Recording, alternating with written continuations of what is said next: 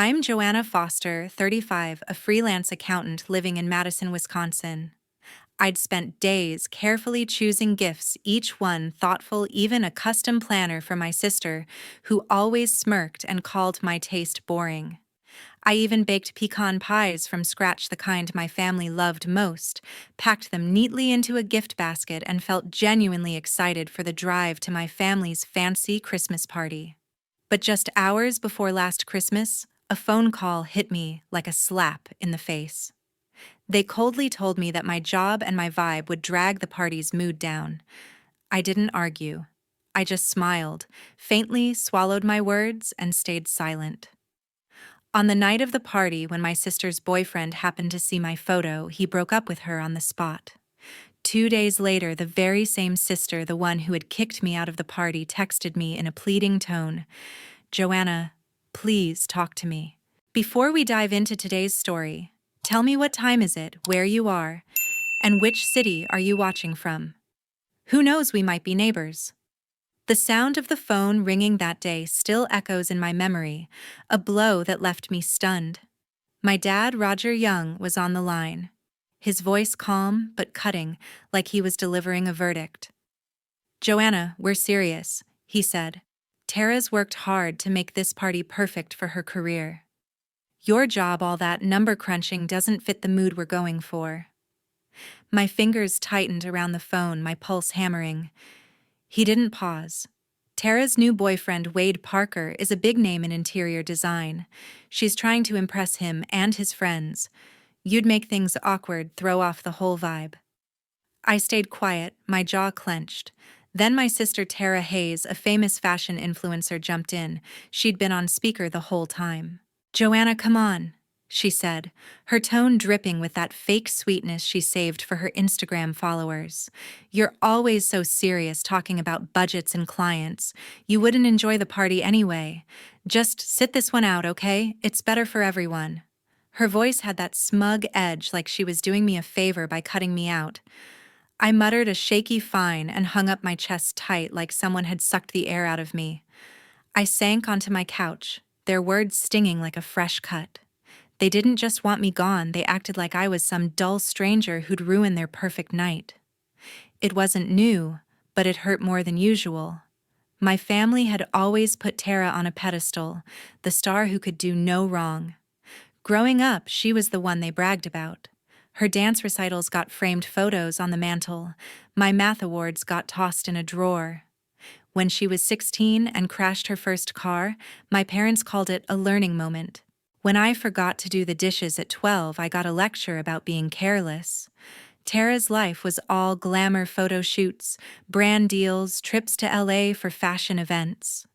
My life, late nights balancing books for nonprofits, quiet dinners alone, and a bank account drained from helping my family. Last summer, I paid their overdue electric bill $2,000 when their power was about to be cut. The year before, I covered $5,000 for a new roof after a storm tore theirs apart. 2 years ago, I paid $800 for their water bill when it spiked. Once I even shelled out $3,000 for a car repair when their old sedan broke down.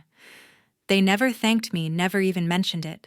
To them, my work was just boring, something to shrug off while they fawned over Tara's latest Instagram post. I thought back to when I was 10, sitting at the kitchen table with my homework, hoping my mom, Glenda Young, would notice my perfect report card. She was too busy gushing over Tara's new cheerleading routine. "You're going to be a star, honey," she'd say, her eyes sparkling. If I tried to share something, she'd give me a quick, "That's nice, Joanna," and turn back to Tara. My dad was no better. He'd tell neighbors about Tara's creative spark, but couldn't name a single client I worked for. Once I left my accounting certificate on the counter, hoping they'd ask about it. It ended up under a pile of Tara's fashion magazines. 3 years ago, Tara moved back home after a failed clothing line. They turned my old bedroom into her creative studio filled with fabric swatches and mood boards. I'd just landed a major contract managing accounts for 12 nonprofits. I told them at dinner, expecting maybe a smile, a question, anything. My mom said, "That sounds like a lot of work, and pivoted to Tara's next big idea. My dad didn't even look up from his plate. I stopped sharing after that, but I kept helping covering their internet bill for $600 when it was overdue, paying $2,000 for a plumbing fix when their pipes burst. They took it all, no questions asked. This call, though, was different. It wasn't just them ignoring me. It was them erasing me to keep Tara's image pristine. I could picture her at the party, all glitz and charm, playing the star while I sat alone, invisible again. The thought twisted in my gut, sharp and bitter. I wasn't raging, just wounded, like a bruise you don't notice until you press it. I'd always been the one to fix their problems, the one who paid when they came up short. But this time, they'd gone too far. I decided I wouldn't go. Not because they asked, but because I couldn't stomach another night of being their afterthought. I set my phone down, ignoring the urge to call back and argue.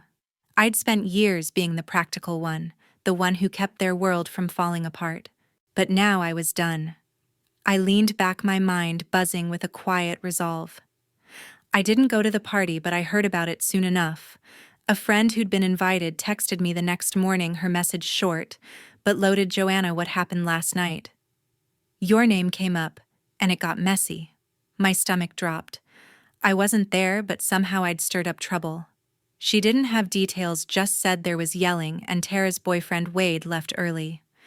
I sat on my couch, scrolling through Instagram, where hints of the night were already popping up, glossy photos of Tara in a sparkly dress, smiling like nothing was wrong. But something was off. I could feel it. That afternoon, I pieced it together from whispers on social media and a few more texts from friends who'd been there.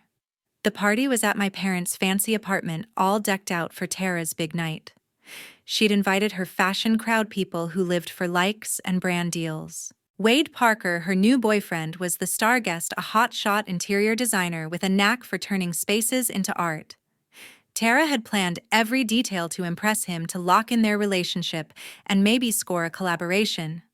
My family was all in, playing the perfect hosts to boost her image. But then it fell apart. From what I heard, the night was going smoothly, wine-flowing, laughter loud, until someone brought up my name. It wasn't intentional, just a casual remark during a toast. My dad, Roger Young, raised his glass and said something like, "To Tara, our star, keeping things lively tonight." Someone, maybe a friend of Tara's, laughed and added, "Yeah, good thing your sister's not here to bore us with her spreadsheets." The room chuckled, and my mom, Glenda Young, joined in. "Oh, Joanna's sweet. But she's so serious," she said, her tone light but sharp. "We told her to skip this one, keep the vibe fun." That's when Wade froze. He was standing by the fireplace holding a drink when he glanced at a photo on the wall, a family picture from Tara's birthday 5 years ago. I was in it, smiling awkwardly, my glasses slipping down my nose. He stared at it, his face going pale like he'd seen a ghost. Someone noticed and asked if he was okay. Wade didn't answer right away. Instead, he turned to Tara and said, "Joanna, that's your sister, right? The one you didn't invite." His voice was low, but it cut through the chatter. Tara laughed it off, trying to keep things light. "Yeah, she's not big on parties," she said, waving her hand. "She's all about her boring accounting stuff." But Wade wasn't buying it. He set his glass down, his jaw tight. "Boring," he said, loud enough for the room to go quiet. "You're calling the woman who saved my life boring." The air shifted like someone had flipped a switch. My parents exchanged looks, caught off guard. Tara's smile faltered, but she tried to play it cool. "What are you talking about?" she asked, her voice shaky. Wade didn't hold back. He told the room, every guest, every friend of Tara's, how I'd saved him the summer before last. I'd been working for a nonprofit, crunching numbers for a community project he was designing. I found something off in the books: shady transfers, fake investment deals. It was a money laundering scheme, and Wade had unknowingly signed contracts that could have tied him to it. I caught it just in time, warned him, and worked with the nonprofit's lawyer to tip off the police. If I hadn't, he could have lost everything: his business, his savings, maybe even his freedom. Prison was a real possibility, and he knew it. You didn't invite her? Wade said, his voice rising, because you thought she'd ruin your perfect little party. He turned to my parents, his eyes blazing. You told her not to come, said she'd make things dull. She's the reason I'm standing here, and you treat her like she's nothing. Tara stammered, trying to explain, but Wade was done. He grabbed his coat, looked her dead in the eye, and said, "We're over. I can't be with someone who disrespects a woman like that." He walked out, leaving the room in stunned silence. By midnight, Wade had posted about it on Instagram. It wasn't long, but it was brutal, calm, sharp, and straight to the point. He wrote about how I'd saved him from a scam that could have ruined his life, how my family had mocked me, kept me away to protect their image. He didn't name names, but he didn't have to. Tara's followers knew exactly who he meant. The post blew up, shared and liked thousands of times by morning. Comments poured in, calling out my family's behavior, praising me for something I hadn't even planned to reveal. I sat there reading the post on my phone, my heart pounding. I hadn't been at the party, hadn't said a word, but somehow I'd turned their night upside down. For years, I'd been invisible to them, the one they brushed aside while they fawned over Tara. Now, in one moment, someone had seen me, really seen me for what I'd done. It wasn't about revenge, not really.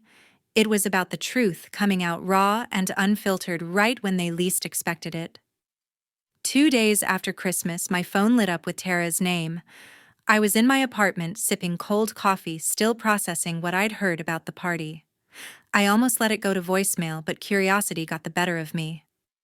I answered, and her voice came through frantic. Nothing like the polished tone she used online. "Joanna, you have to help me," she said, words tumbling out. "Wade's post is everywhere. People are tearing me apart online. They're calling me ungrateful fake. You need to talk to him. Make him take it down."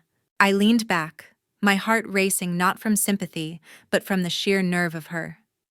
I stayed silent, letting her ramble. "It's ruining everything," she went on. "My followers are dropping brands, are DMing me with questions. This could tank my career.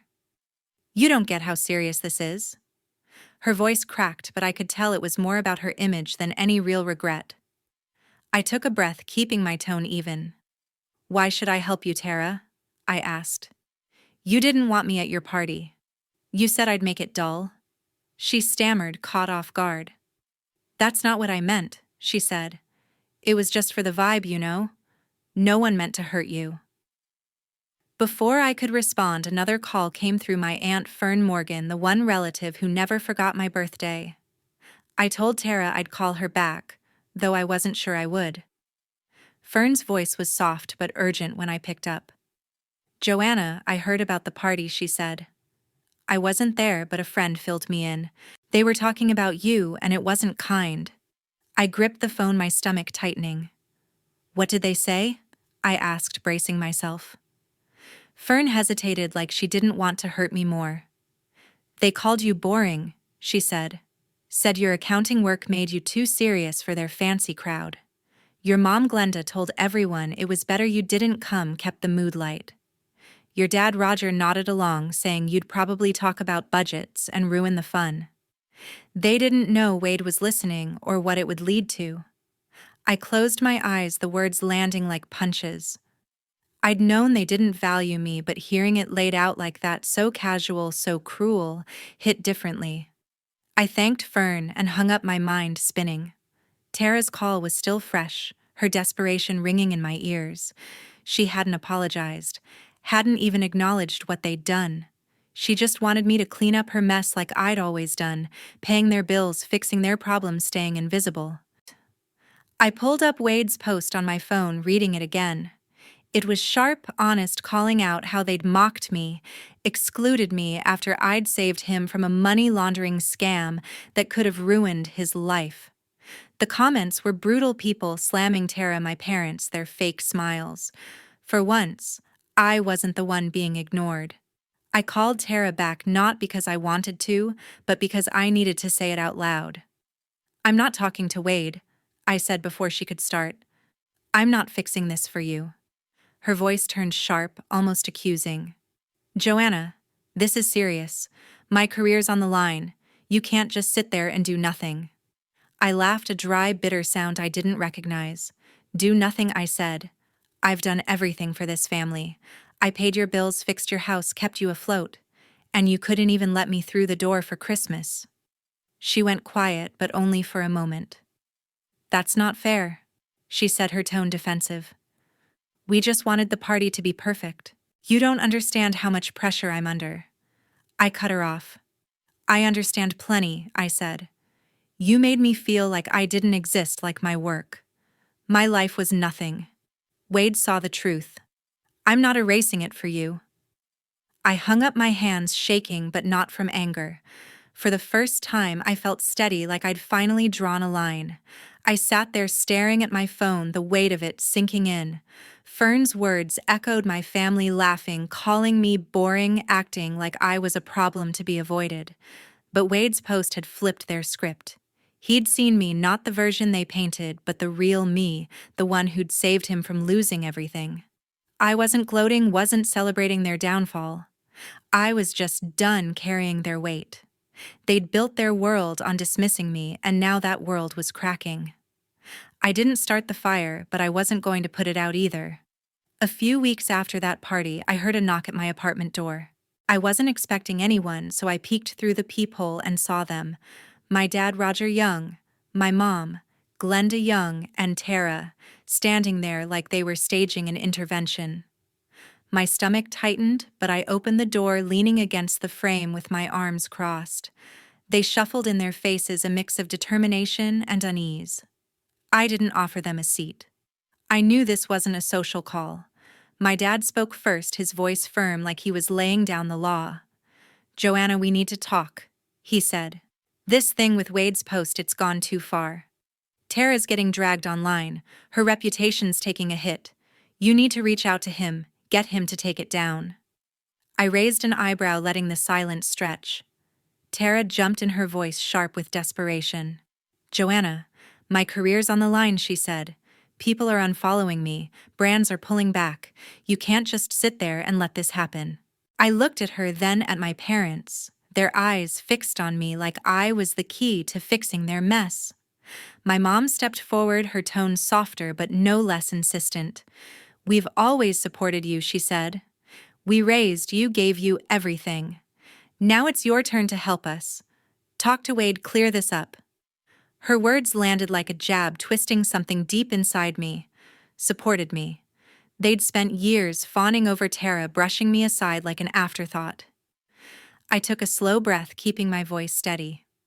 "Help you," I said. "I've been helping you for years. You just never noticed." Tara rolled her eyes like I was being dramatic. "What are you talking about?" she snapped. "This isn't about you. It's about my life falling apart." I didn't flinch. Instead, I walked to my desk, pulled open a drawer, and grabbed a folder I'd kept for moments like this. It was thick with receipts, bank statements, proof of every dollar I'd poured into their lives.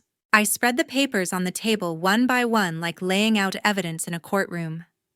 "This," I said, holding up a receipt, "is the $2,000 I paid for your electric bill last summer when your power was about to be cut." I tossed another down. "This is $5,000 for the new roof after that storm wrecked your house."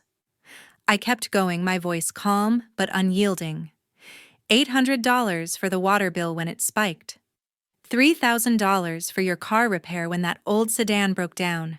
$600 for your internet when you fell behind. $2,000 for the plumbing fix when your pipes burst. They stared at the papers, their faces frozen. My dad's jaw tightened, but he didn't speak. My mom looked down, her hands fidgeting. Tara's eyes darted between the receipts, her mouth half open like she wanted to argue but couldn't find the words. "I've been keeping your world together," I said, my voice rising just enough to cut through. "Every time you came up short, I stepped in. No questions, no thanks. And what did I get? A phone call telling me I'm too boring to show up for Christmas." Tara tried to interrupt, her voice shaky. "That's not what we meant," she said. "We just wanted the party to be perfect. You don't understand the pressure I'm under." I held up a hand, stopping her. "I understand plenty," I said. You wanted me gone so you could play the star. You mocked me, acted like I was nothing while I was paying for your life. And now you want me to fix your mess? No, I'm done. My dad finally spoke, his tone clipped. Joanna, we're family, he said. You don't turn your back on family? I met his eyes unflinching. Family, I said. You turned your back on me first. You told me not to come, said I'd ruin your night. You made it clear I don't belong. Why should I care about your reputation now? My mom's face crumpled, but she didn't argue. Tara's eyes flashed with anger. You're being selfish, she said. This is bigger than you.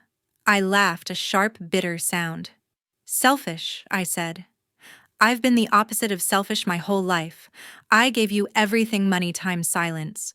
You took it all and gave me nothing but excuses. Wade saw the truth, and so does everyone else now. I'm not calling him. I'm not fixing this. The room went still, the air heavy with their silence. My dad clenched his fists, his face red. My mom looked away, her lips pressed tight. Tara stared at me, her confidence gone, replaced by something raw, panic maybe, or shame. They didn't say another word. My dad turned first, heading for the door. My mom followed, her head down. Tara lingered for a moment, like she thought I'd change my mind. I didn't. She walked out, last, the door clicking shut behind them. I stood there, the folder of receipts still open on the table, my heart steady for the first time in years. They'd come expecting me to save them like I always had. But this time, I chose myself. A few months after that confrontation, the fallout hit my family hard. Tara's perfect world started to crumble, and I heard about it through the grapevine, friends of friends, whispers on social media, the kind of news that spreads like wildfire in a small city like Madison. Her big break, a $50,000 ad deal with a major fashion brand, fell through. The company didn't say it outright, but everyone knew why. Wade's Instagram post, the one that laid bare how they'd treated me, was still circulating, shared and reshared by thousands. It painted Tara as shallow, ungrateful, the kind of person who'd dismiss someone who'd saved her boyfriend's life. Brands didn't want that kind of baggage. Her follower count tanked, and her carefully curated image took a hit she couldn't spin. My parents' situation wasn't any better. Without my help, their finances unraveled. For years, I'd been the one keeping them afloat. $2,000 for the electric bill, $5,000 for the roof, $800 for water, $3,000 for car repairs, $600 for internet, $2,000 for plumbing. When I stopped, the gaps I'd been filling became impossible to ignore. Madison's cost of living, about $3,000 a month for their lifestyle, was too much without my checks. They put their house up for sale, a modest 3-bedroom they'd lived in for decades. I heard from a neighbor it sold fast at a loss just to cover their debts. They moved into a smaller rental across town, a downgrade that stung their pride. I didn't reach out, didn't check on them. I'd spent years being their safety net, only to be pushed aside for Tara's spotlight. When I saw a notification on my phone one morning, I half expected another plea from her, another attempt to pull me back into their mess. Instead, it was a message from Wade. It was short, direct, the kind of thing you don't expect from someone you've never really met. Joanna, he wrote, I never got to thank you properly. You saved me from losing everything, my business, my freedom, all of it. I'm sorry for what your family did. You deserve better. I read it twice, my throat tight. It wasn't just about the money laundering scheme I'd caught, the one that could have landed him in prison. It was about someone seeing me, really seeing me for the first time in a long time. I didn't respond right away. I sat with his words, letting them settle. For years, I'd been invisible to my family, my dad, Roger Young, with his lectures about Tara's potential. My mom, Glenda Young, with her endless praise for Tara's posts. Tara herself, always the star, always the one who mattered. Wade's message wasn't long, but it carried weight. It reminded me of what I'd done, not just for him, but for so many others through my work, balancing books, saving nonprofits from collapse, keeping things steady when no one else would.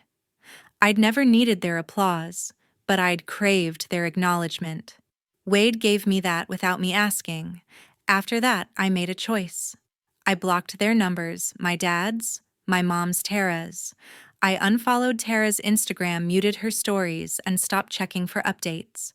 I didn't need to hear their excuses or see their new rental.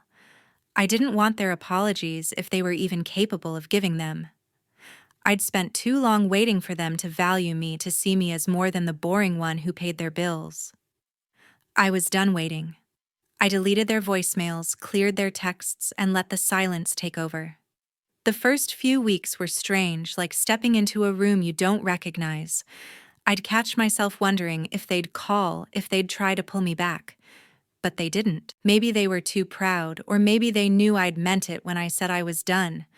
Either way, the quiet felt good, like a weight lifting off my chest. I started sleeping better, no longer waking up to the stress of their next crisis. My apartment felt like mine again, not a place where I'd sit worrying about their unpaid bills. I took on new clients, nonprofits that valued my work, and for the first time, I felt like I was building something for myself. Since that winter, I've had a lot of time to think. Cutting my family out wasn't easy, but it was the first time I felt truly free.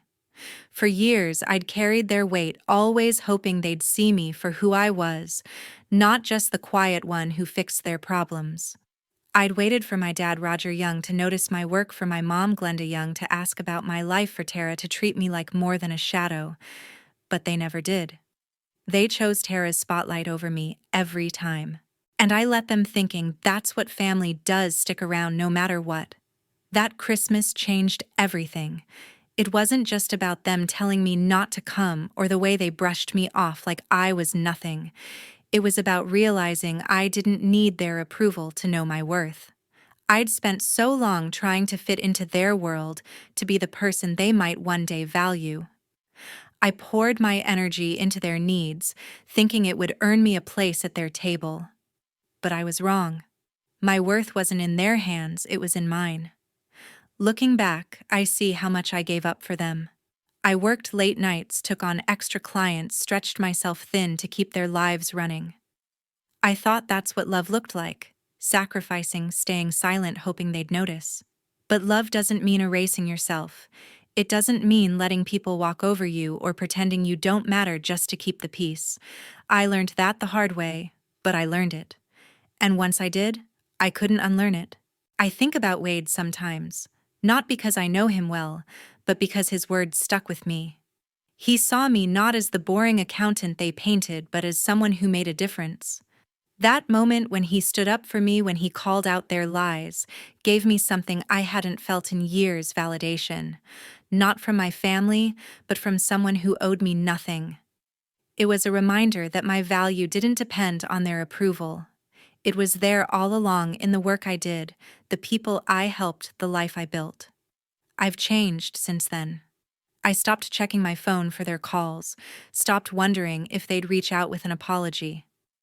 I used to think family was everything, that no matter how much they hurt you, you had to hold on. But I was wrong about that too. Sometimes the healthiest thing you can do is walk away. I don't hate them, my dad, my mom, Tara. I just don't need them anymore. I've built a life that's mine, one where I'm not waiting for someone else to tell me I'm enough. My work feels different now.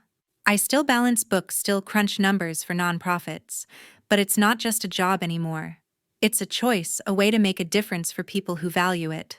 I've taken on new projects, ones that excite me, like helping a local shelter get back on its feet. I've made new connections, people who see me for who I am, not who I'm not. My apartments become a space where I can breathe, where I'm not weighed down by their expectations or their crises. I don't wish them ill. I don't sit around thinking about their struggles, wondering if they're okay. That's not my burden anymore. I've let go of the need to fix them, to be their safety net. They made their choices, and I've made mine. For the first time, I'm not living for their approval or their acknowledgement or their love. I'm living for me. And that's enough. If you're watching this, I want you to think about your own life. Have you ever felt invisible, like your worth was tied to what others think of you? Have you ever poured everything into people who didn't see you, who didn't care? I'm here to tell you, You don't need their validation. Your value isn't in their hands. It's in the way you show up, the work you do, the person you are, when no one's watching. Stand up for yourself. Draw your line. Walk away if you have to. It's not selfish, it's survival. And it's the first step to finding peace. Drop your story in the comments. Tell me about a time you had to choose yourself when you realized you didn't need someone else's approval to know your worth.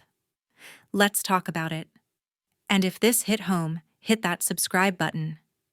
There's more to come.